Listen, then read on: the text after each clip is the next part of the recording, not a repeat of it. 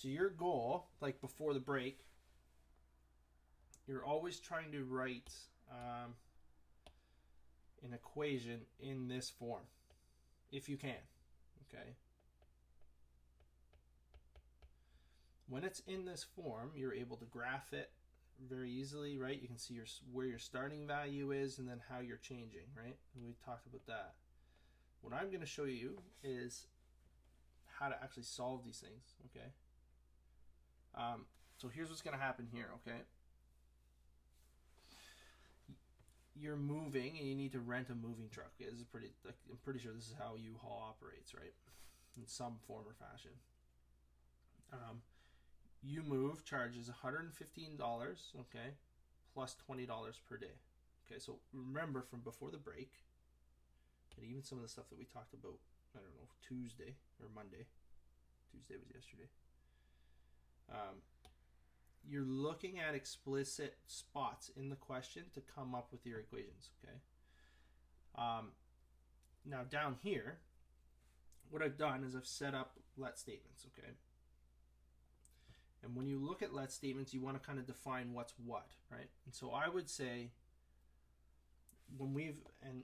when you plot something, right, you're always going to have an X and you're always going to have a Y. So what you're telling me here on these two lines, X can be whatever goes down here on the bottom and Y is whatever goes on top or on the vertical axis, right? So most of the time that we've dealt with questions, we've always kind of put, if we're dealing with dollars, we've always kind of put the cost up here. Okay, so we're going to say let Y be the cost.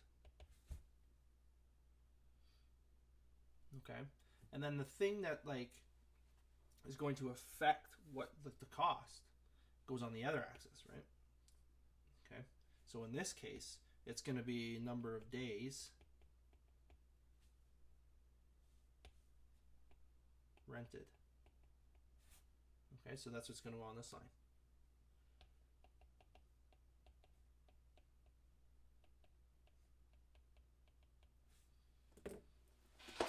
It's important to have some sort of context so that when you solve this thing, you're like, okay, I have my answer, but I don't know what it means, right? These two things here up top, these let statements, tell you what your answer means when you solve for X and Y, or your squares and triangles from yesterday, right? Once you get these two answers, it'll tell you what your let statements are telling you what your answer actually means, okay? So here's what we need to do. Okay, remember, our goal is to use our step 1 through 5. That's what I'm trying to get you to. But we can't do anything, like we can't apply our steps without first having these two equations. So you're going to take your skills from before the break, like all those sheets that we ran through. All right, we're coming up with the equations, and you're going to come up with these two equations. So U Move is going to be, we could put U Move here. U Move charges $115, okay? And keep in mind, you're trying to build something that looks like this. Okay, so when you go to U Move, they're going to charge you $115 no matter what, okay? Before you've even taken the truck for a day or anything, they're charging you $115. So that sounds like a starting value to me. Starting value is this.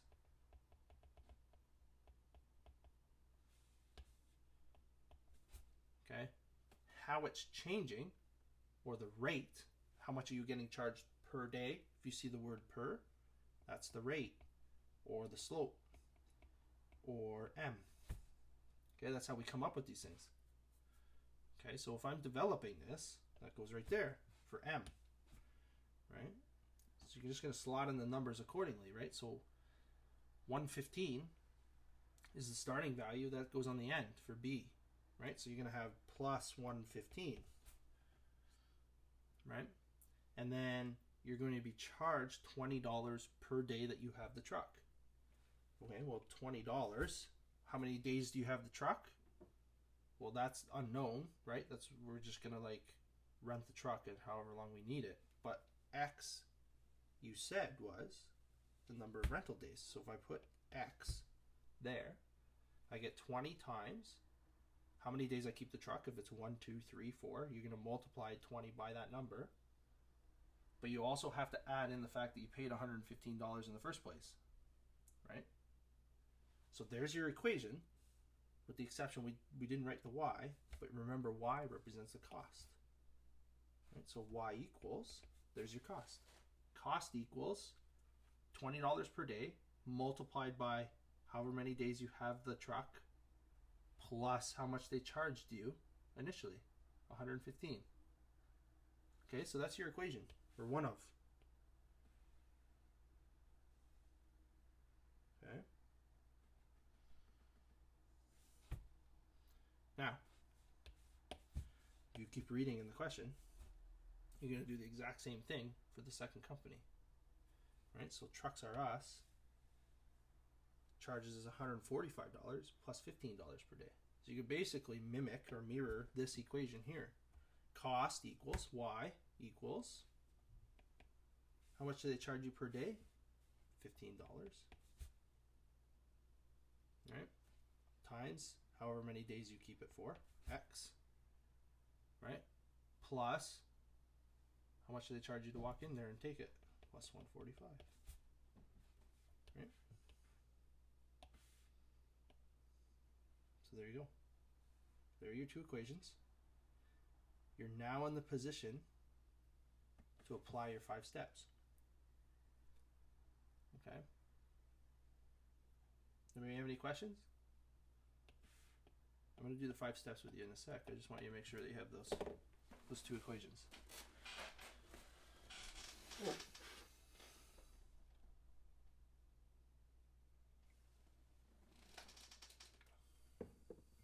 If you don't understand, you can just ask a question, type it in.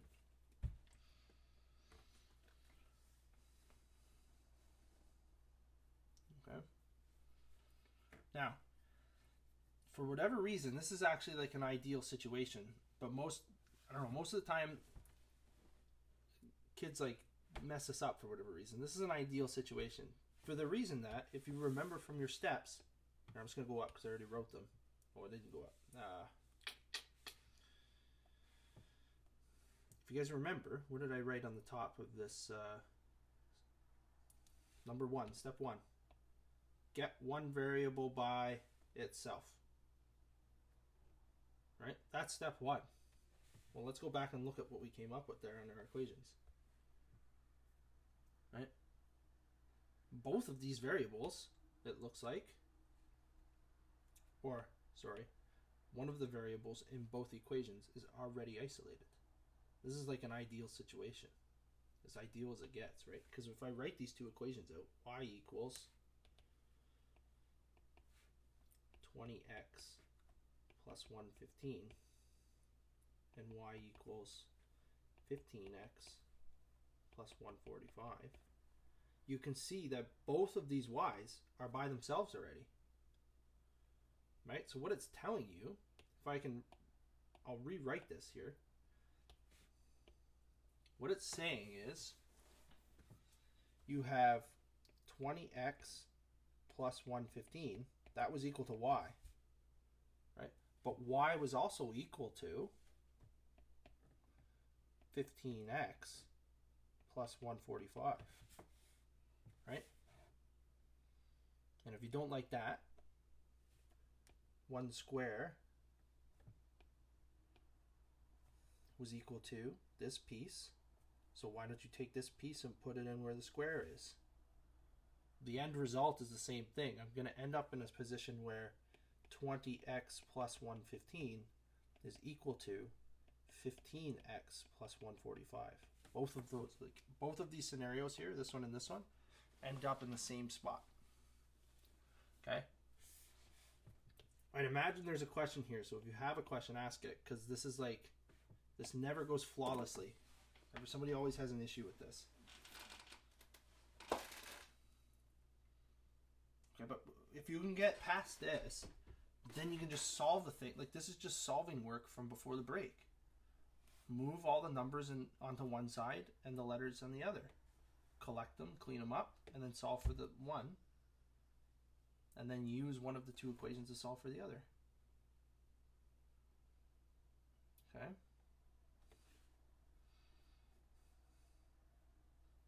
Right, So it's telling you that 1 square is equal to 20x plus 115. But the square is also equal to 15x plus 145. So if the square is equal to two different things, then those two different things must be equal to each other. That's what we've written here. Those two squares are equal to each other. 1 square is equal to 1 square. That's a very logical statement, right? A square is equal to a square. That's what we wrote here. Well, all you've done is taken what each square was equal to and wrote them beside each other. Okay?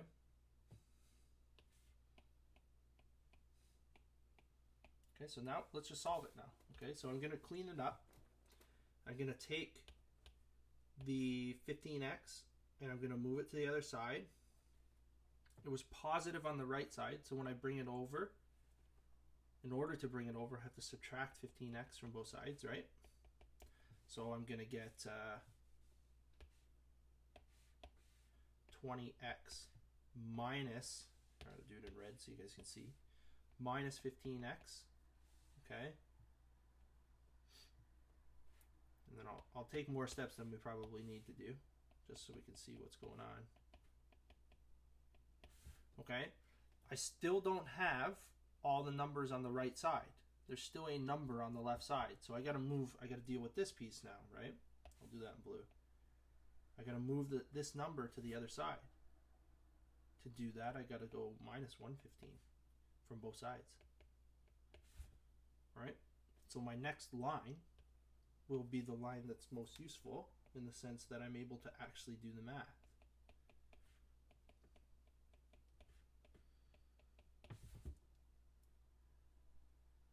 Right?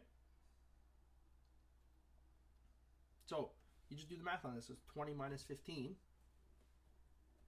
is going to be 5, but it was an x, right? So it's 5x is equal to 145 minus 115 should be 30.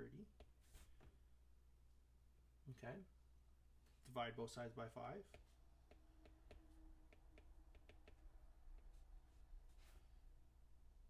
What does x represent? That's at this point you're always trying to check in with yourself, like, what is this? X represents the number of rental days. Okay, well, we just found the number of rental days. 6 days. Right? How much does it cost to rent the truck for 6 days? Is your question. Okay? So let's check. How do you do that? You're going to use one of your two equations from up here. Right? Because remember, I'll get rid of the boxes now here. Right? You can use either of these two equations. Because both of them are calculating the cost for you. Because y was the cost. Okay? So, I don't know, you pick whatever one you want. It doesn't matter. You can go y equals 15x plus 145. Okay, well, the cost is going to equal 15 multiplied by 6, because that's the number of days that we solved for. That goes in for x. I'll draw it up here. Goes in for x, right? Plus 145. Now you go to your calculator. Okay, oh, how much is it going to cost me to rent this truck for 6 days? Well, you go and do the math on it, right? You're going to go, okay, well, 15 times 6, that's 90, plus the 145.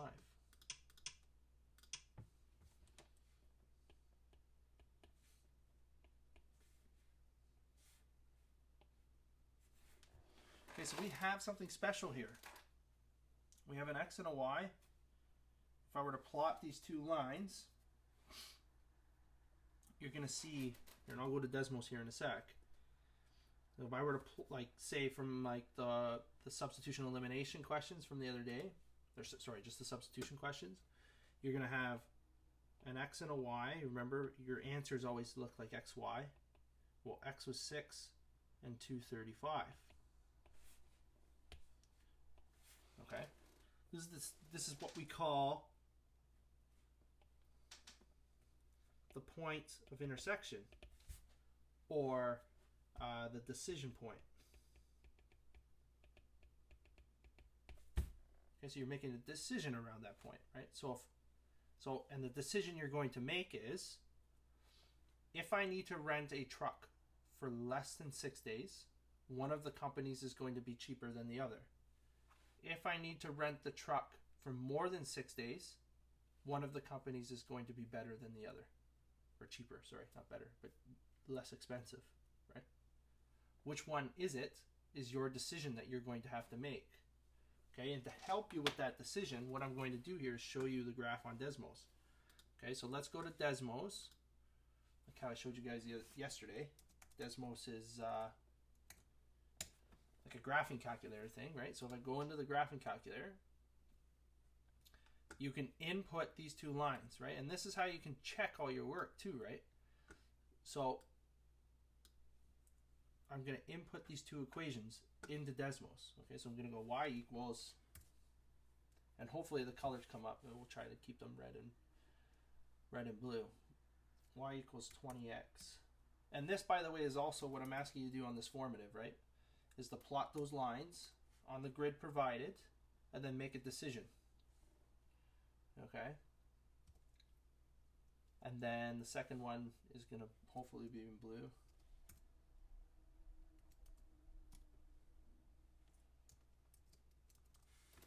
Okay?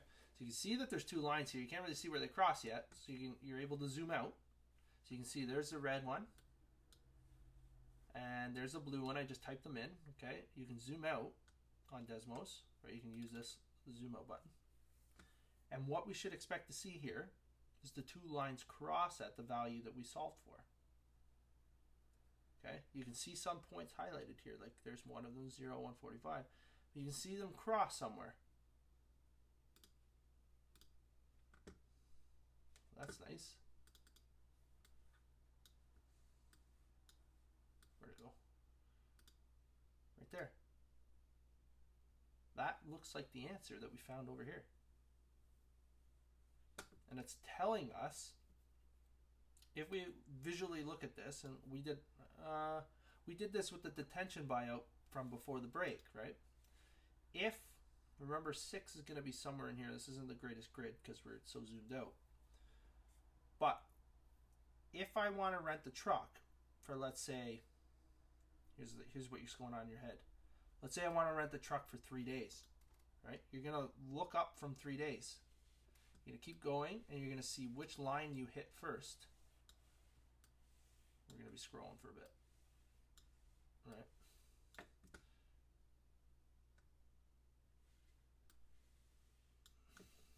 We're going to scroll for a bit. Anyway, if you look out 3 days with somewhere, you're going to hit the red line first. Okay? And then past 6 days, right? So if you're going to only rent it for 3 days, you're going to pick this company. Okay? And I'll show you how to prove that in a second. If you're going to go past 6 days, like let's say 8, then you're going to choose the blue company because that's the line you're going to hit. But that doesn't necessarily help us if we don't have a graphing calculator or we haven't graphed them, right? So how do we make that decision ourselves? We're going to try and fit this in here, okay? You're going to look at, okay, well, one of the equations, let's say for 3 days, I want to rent the truck for 3 days. That's, you've made that decision. You got to move somewhere and say, I'm going to rent it for 3 days, okay? To figure out how much it's going to cost you, you're going to plug in 3 for x in both of them, and you're going to get a number, right? So you're going to write y equals 20 times 3 plus 115. That's going to give you a number. Then you're also going to check y equals 15 times 3 plus 145.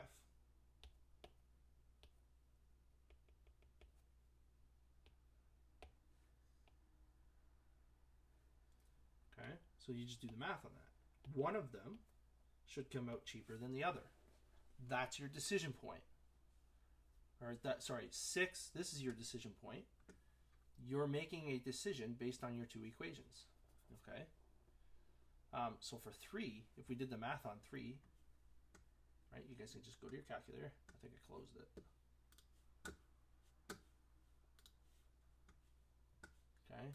You say, okay, well, 20 times 3, that should be 60, plus the 115, 175. Okay. Well, how much is it to rent the truck for 3 days from the other company, right? The trucks are us. Well, you do the same thing. You go 15 times 3 is 45, plus the 145 that they charged you to rent in the first place. So you can see how, like, for 3 days, you don't want to pay $190. You want to pay $175. But what if you wanted to rent the trucks for 8 days?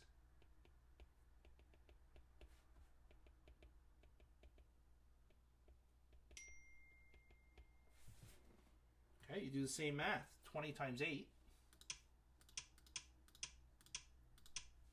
160 plus the 115.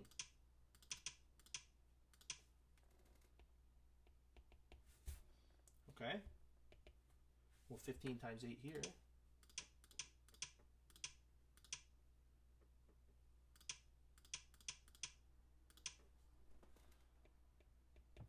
So you can see how I'm running out of room.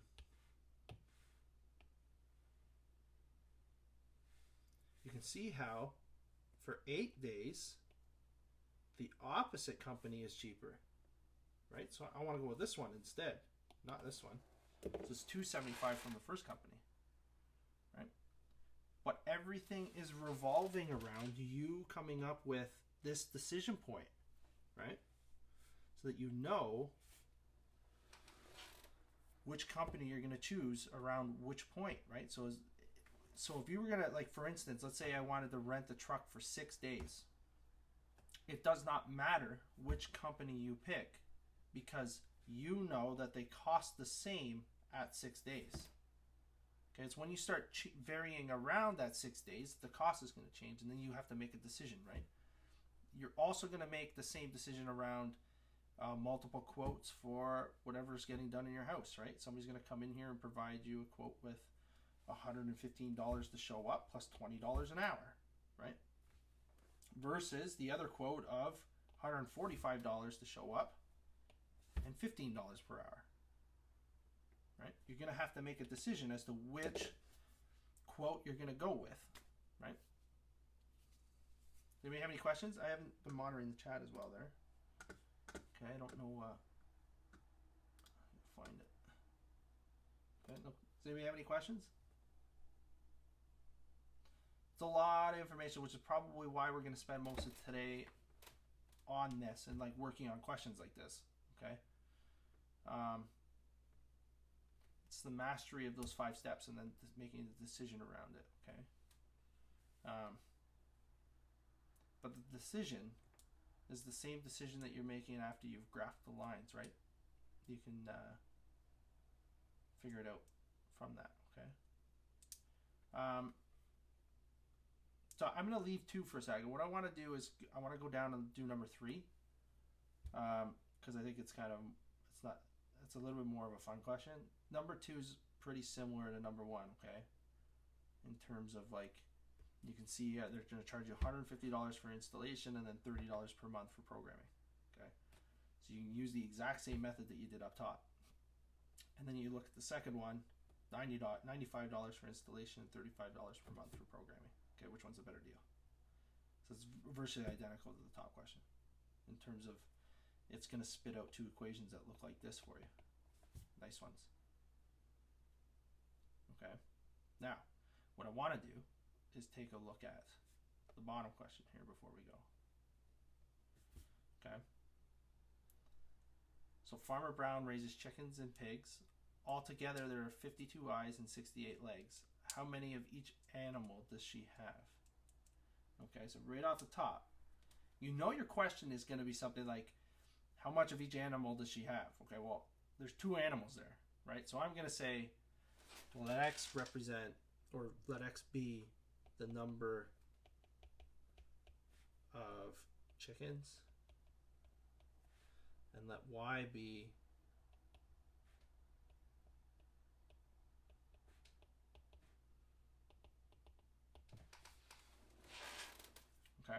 those are the two things. That's what's asked me to find. Is X and Y, number of chickens and number of pigs, right? Now the second step of this question, and maybe the little bit more challenging part, is actually coming up with the two equations that you're going to use, okay?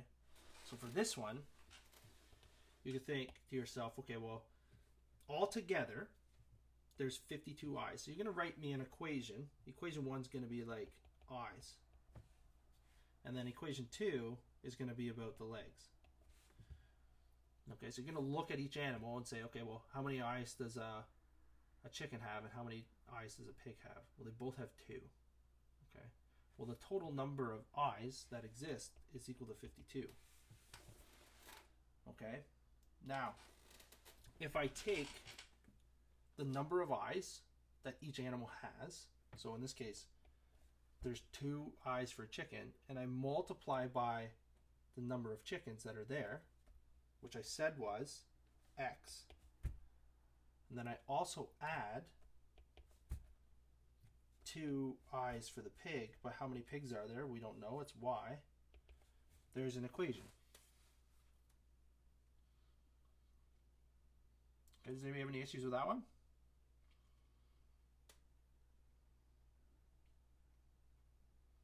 Right, so you can see how like 2 eyes times the number of pigs that are there, right?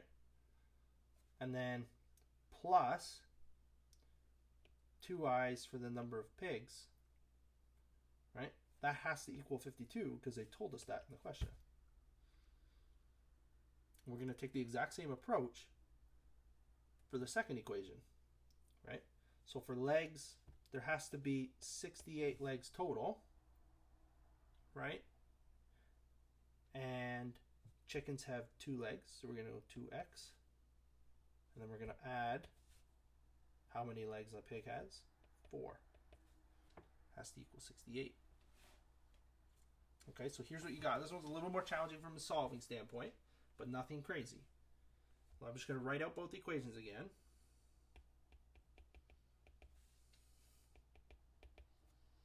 Okay, and then I'm going to write 2x plus 4y is equal to 68.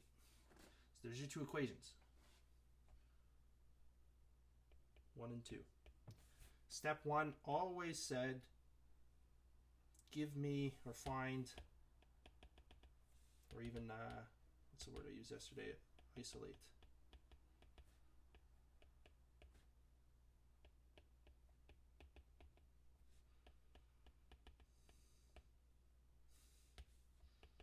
Okay, so we're going to isolate for one of the variables in one of those 2 equations, right? And you're going to pick the one that looks easiest. The one that looks easiest to me is the one with the matching coefficients, right? Not the one that's mixed up. Okay. So what I'm going to do is try and solve for, doesn't matter, x or y in the first equation. So I can solve for x. Okay, so I'm going to rewrite this here, 2x. This is stage 1, right? This is what I'm trying to do. Okay, so I got to get x by itself.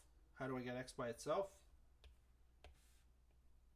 Take the 2y and move it over.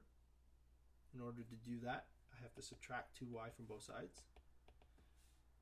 Okay, that's fine. So 2x is equal to 52 minus 2y. Okay, well, how do I get x by itself? Divide both sides by 2. What you do to one side, you have to do to the other. Right? But both of these have to be divided by 2. Because it's the whole side that needs to be divided by 2. Okay. So I x equals half of 52 is, what is it? 26. There you go. 2 cancels with the 2. So there you go. You have x by itself. That represents, that's an expression that represents the number of chickens. Okay? As soon as you're able to find what y is, you will be able to find the number of chickens by plugging that number in here, whatever the number is. Okay? Now, the second step is, now that you have this identified, you can plug it back into the second equation. Right? It's telling you what x is equal to. It's this piece. So you're going to rewrite the second equation.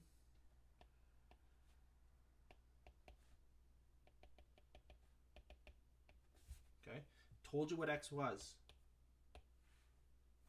X was equal to this piece. So take this piece and put it in there. That's what's happening.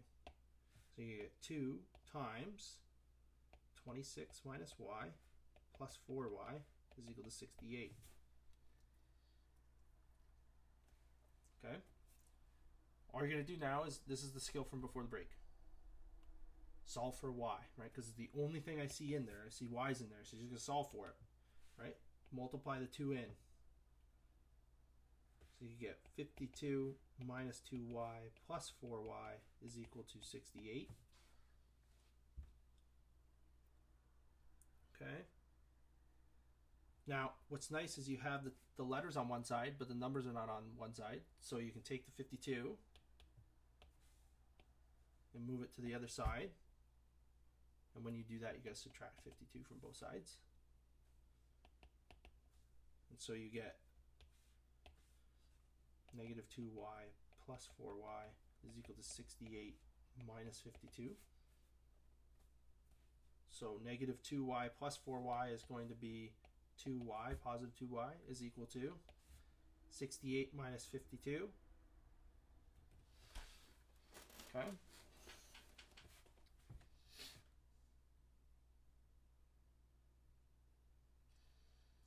Does anybody have any questions?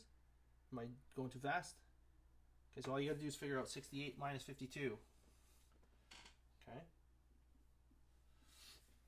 Adding 10 to 52 would give me 62.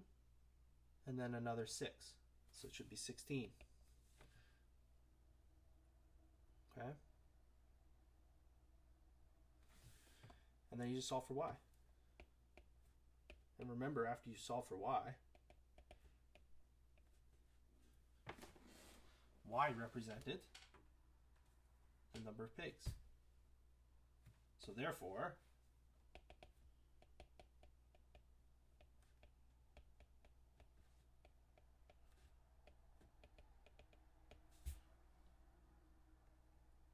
okay, she has 8 pigs. Okay, but we also still have to find how many chickens. Well, I have an equation that tells me how many chickens she has, because I wrote it. X was equal to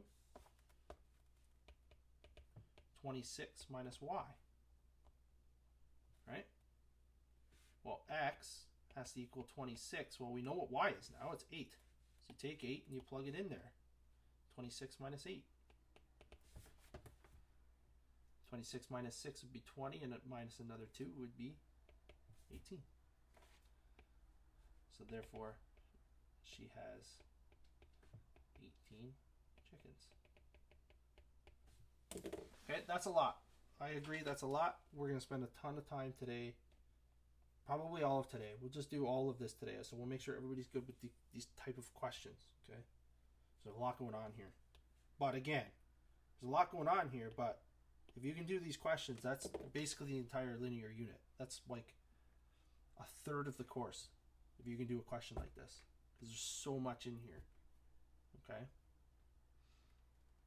And I've tried to build you up to these questions. Okay. From before the break and some of the material that from Monday to now. Okay, so if you don't have any questions, you are free to go. Okay, and I'll be back on here at like 12 till 1. You can try some of the homework questions that are posted in D2L, and then you can come back after